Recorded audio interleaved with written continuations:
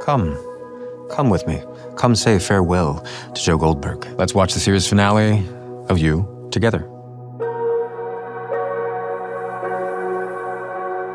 So what you're about to see is really the final deconstruction of Joe Goldberg, catching him in the act. Bronte, she has been the object of Joe's desire, so she has been the you. She has been the person who we see through Joe's lens. She is now becoming the lens. It's a really beautiful device that it took the whole series to get to. And this is where she is going to lure him into his most vulnerable state and then pull a gun on him.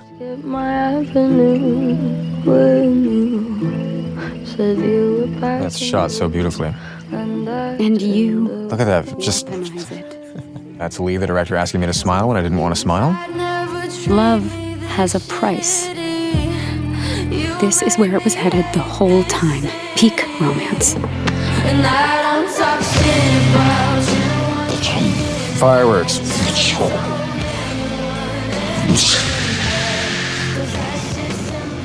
Breaking the first law of consent.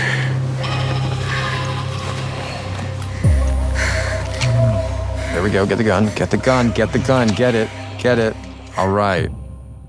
This was really important to catch Joe finally in the act because he's not so much the icon of a serial killer as he is the deconstruction of a romantic icon. I think probably a lot of people would have imagined he'd come to his end in the cage, right? It's where his work ends, but his work begins in here, in the proverbial bedroom. This is how he manipulates people. This is how we as a show have manipulated you. This is the one time I fought to be in a state of undress and disrobe. They were asking me to put a shirt on, and I was like, no, he has to be as naked as possible. Of course, then we wanted her to be as clothed as possible so she wasn't objectified, so we had to find a middle ground. This one was important that we freeze him as close to the act as possible, because this is where we finally see how awful he is, how unsavory it is, how disturbing and distorted it is to want what he's offering.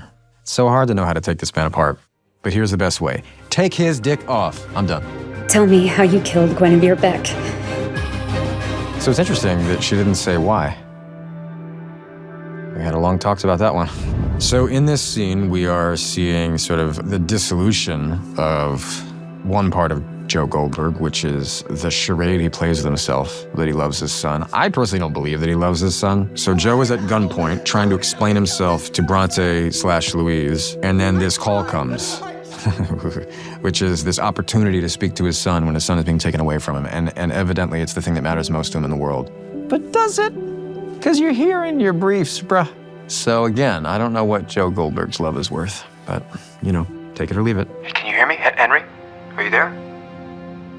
What did you do to Mommy? Frankie does an incredible job in this scene. Shout out to Frankie, he's the young actor there. That isn't what Uncle Teddy said. Such subtle, gut-wrenching work. What did he say? Do you remember when you used to tell me there were no monsters in my room? Yeah. Yeah, of course.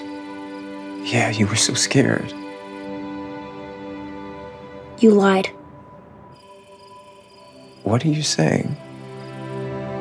Oh, look at him, he is so good. It was you. You're the monster.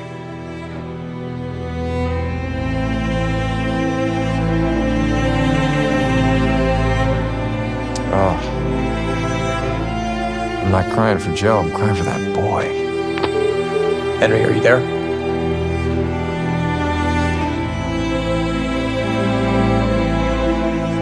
I don't think I've heard it with these strings. These strings are really doing their work. It's so tricky with Joe, because it's like, does he really feel this or not? I always wrestled with that.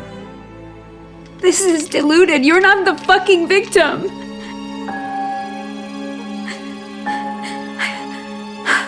Her character is still in love with Joe. You know, she doesn't want to be. This is, you know, the reality of somebody trying to extract themselves from an awful abusive relationship is that it on average, I know the stat, is it takes 7 times trying to leave. She's trying to know what's right for her in this moment, which is at the very least her protection. She wants to know also somehow what's right for him, what is right for him? What is justice for him? Is it death? Is it prison? Is it mutilation? I guess he gets 2 of those. This is the final confrontation. There's like 7 final confrontations. This is the 7th and final confrontation. Emotionally, he's all knit up. He just wants to die. He wants to get out. He doesn't want to face his demons, and she's forcing that on him. And I think it really becomes a show about her rather than him. It's over, Joe. Please, they're coming! So this, it was so cold and so wet and so hard to perform. You get to be the one who kills me, Bronte! This is how our story ends! This was the last scene with words I shot as Joe Goldberg, and I found that my vocal cords were giving out, screaming through the rain, which is very loud, and I really didn't want to have to do ADR, which is additional dialogue recording. I really didn't want my performance to be ruined by a sound issue. I couldn't do anything other than talk like this. You know you have it in you! I had to force it up, and I was so perplexed. I was like, my body is not allowing me to do anything else. So I hope that it's a coherent performance, because that's all anyone was ever gonna get, apparently. Dick shot, right in the dick. We don't know if it was the dick or the balls, do we? I mean, sorry, forgive my vulgar mouth, but something's gone. Which part is gone? Which part of the trifecta? I think all of us at the show have always thought that death is, in a sense, too easy. In terms of justice in this life, Joe is somehow being brought to reconcile with what he's done. So we didn't want him to die, because whoever kills him is then somehow brought down to his level. Even though it's self-defense, of course it's not the same thing, but still. So then there's prison, which is like, is it enough? Is there justice in also such a flawed system anyhow? Surely there's some. So in order to make sure that prison was just, you gotta just take off the dick or balls. It's easy in a way. It's very easy. He doesn't need it anymore. So this is Joe at a tiki grill. He's just wearing his Hawaiian shirt. He's got a haircut. He's in the Bahamas. No, he's in prison. And he's left with nothing but his thoughts, which is the most fitting ending for Joe Goldberg. Left with nothing, not a dick or a balls, but only with his thoughts. The loneliness. Oh, my God. The loneliness. No hope of being held. Knowing this is forever. You know, I didn't want to be too precious with it, but of course the way that it was shot sort of necessitated a kind of slow cherishing of these last moments, as it should. I mean, you know, laying the show to rest forever. The whole set piece was designed by Lee Toland Krieger, the director. It entirely shaped my performance, and so probably the most work I had to do was with the voiceover. Maybe we have a problem as a society. Maybe we should fix what's broken in us. You're so very special. Maybe the problem isn't me. Maybe it's you. Well, I suppose the first thing I'd like to do is express gratitude, sincere gratitude to everybody who watches the show. It's become a huge experience, I think, for everybody. Obviously for me, it's an incredibly enveloping, all-encompassing, and life-changing experience playing this guy. But knowing that it is important to other people is a really interesting and meaningful thing for me.